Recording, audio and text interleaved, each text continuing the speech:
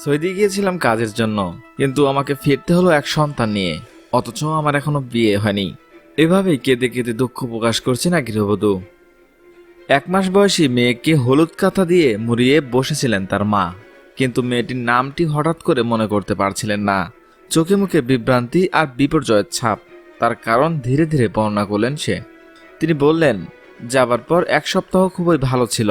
এর পরে দিয়ে তারা নির্যাতন শুরু করেছে। তারা আমাকে বলেছে আমি এ ধরনের কাজ কাম করব। আমি কইছি না, আমি আপনার বাসায় কাজ করতে যাচ্ছি, আমি এইগুলো করতে আসিনি। কিন্তু তাতে কপালে জুটল নির্যাতন। তার বর্ণনা দিতে গিয়ে ওই নারী বলেন, না দিলে তারা আমাকে মারতো, মুখ বাইন্ধে রাখতো, হাত বেঁধে রাখতো। ছেলেও আসতো, ছেলের বাবাও আসতো। গত বছর মে মাসে সৌদি আরবে রিয়াদের দ্বিতীয় দফায় গৃহশ্রমিক হিসেবে কাজ করতে গিয়ে ভয়াবহ এই অভিজ্ঞতা হয়েছিল এই নারীর। তার সামান্য বর্ণনা এটি।